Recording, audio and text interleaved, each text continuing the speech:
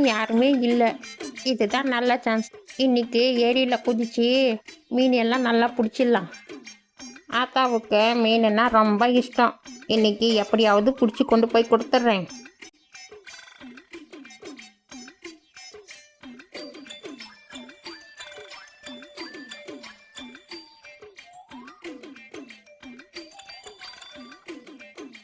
ஐயையோ, இந்த கிழமை இந்த பக்கம் எதுக்கு வரான்?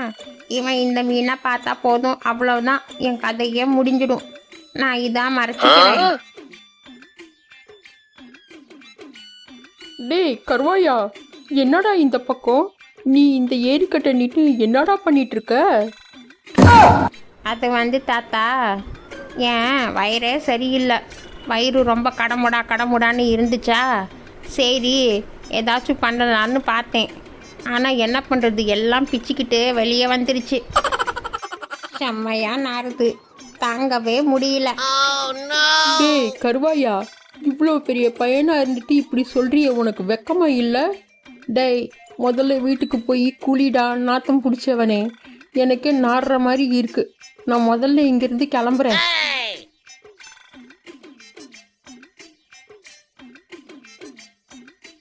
அப்பாடி, ஒரு வழியா இந்த கிழவங்கிட்ட இருந்து தப்பிச்சாச்சுப்பா. இனிமே வீட்டுக்கு போய் ஜாலியா அம்மாவுக்கு மீனை சமைக்க சொல்லி சாப்பிட வேண்டியது தான். ஆத்தா, இதை பார்த்தியா? அம்மா பெரிய மீன். நான் உனக்காண்டி தான் இந்த மீனை கஷ்டப்பட்டு பிடிச்சிட்டு வந்தேன். போய் நல்லா மசாலா போட்டு நல்லா வறுத்து எடுத்துட்டு வா. நம்ம 2 பேரும் இன்னைக்கு நல்லா செமையாக சாப்பிட்லாம்.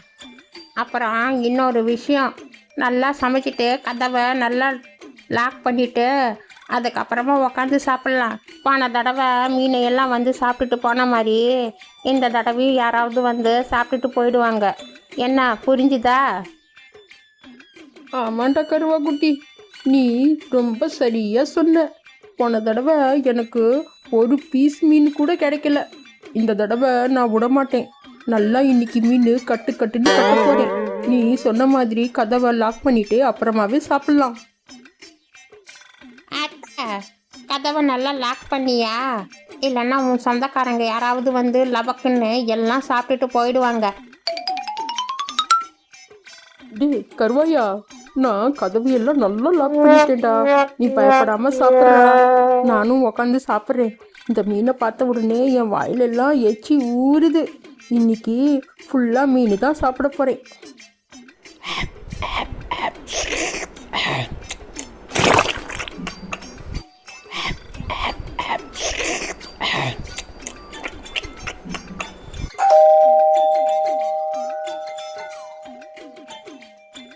ஐயோ, சாப்பிட்ற நேரமாக பார்த்து யாரா இருக்கும் இப்படி விடாம பெல்லடிக்கிறாங்களே. ஏம்மா, நீ முதல்ல உக்காந்து சாப்பிடு, அப்புறமா கதவு திறக்கலாம். சரிடா கருவாயா, நான் சாப்பிட்ட வாட்டியே கதவை திறக்கிறேன்.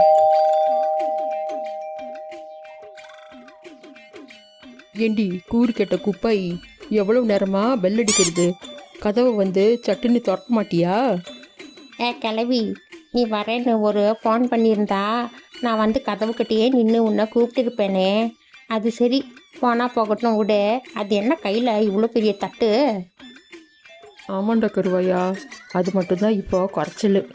நான் என் பொண்ணுக்கு மீன் ரொம்ப இஷ்டமாச்சேன்னு இன்னைக்கு தட்டு நிறைய மீன் சமைச்சு எடுத்துகிட்டு வந்திருக்கேன். இந்தாடி அம்மா, இது வச்சு நல்லா மூக்கு பிடிக்க சாப்பிடு. என்ன, உனக்காக தான் எல்லாம் பொரிச்சிட்டு வந்தேன்.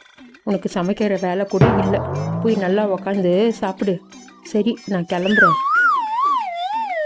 ஏண்டா கருவாயா, என்னடா இது? என் கண்ணை என்னாலேயே நம்ப முடியல. டீ காலையிலேருந்து மீன் மலையாக கொட்டுது. பகையாக ரகமாக மீன். அடேங்கப்பா, இன்னைக்கு நான் யார் மூஞ்சில் முழிச்சேன்னே தெரியல.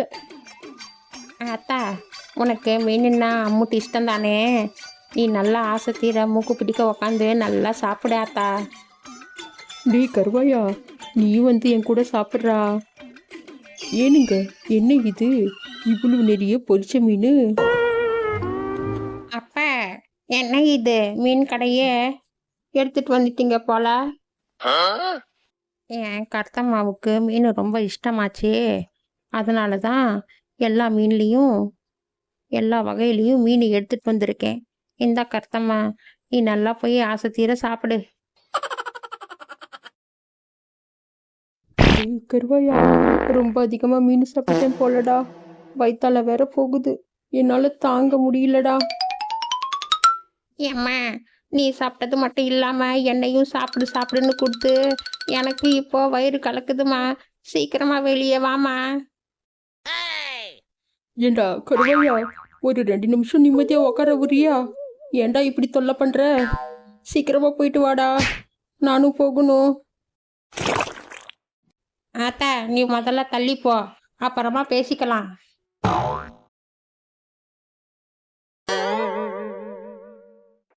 டேய் கருவாயா, எவ்வளோ நேரம் தாண்டா உள்ளே இருப்ப? சீக்கிரமா வாடா, என்னால் தாங்க முடியலடா. ஆத்தா, ஒரு 2 நிமிஷம் நிம்மதியா உக்கார உரியா? ஏன் இப்படி தொல்லை பண்ற? சீக்கிரமா போயிட்டு வா, நானும் போகணும். டேய் கருவாயா, பேராசை பெரும் நஷ்டம்னு சொல்லுவாங்க. அது என்னன்னு இப்போதாடா தெரிஞ்சுக்கிட்டேன். டேய், நான் 1/2 மணி நேரம் போய் உக்காரேன்டா. நீ என்ன டிஸ்டர்ப் பண்ணாதடா. நீ வெளியே எங்கேயாச்சும் போடா. டேய் ப்ளீஸ்டா. காலையில அந்த கிளம்பட்ட வயிற்றால போகுது, பின்னாடி பிச்சுக்கிச்சுன்னு சொன்னேன். இப்போ நிஜமாவே பிச்சுக்கிச்சு. இதுக்கு தான் பொய் சொல்லக்கூடாதுன்னு சொல்றாங்களோ?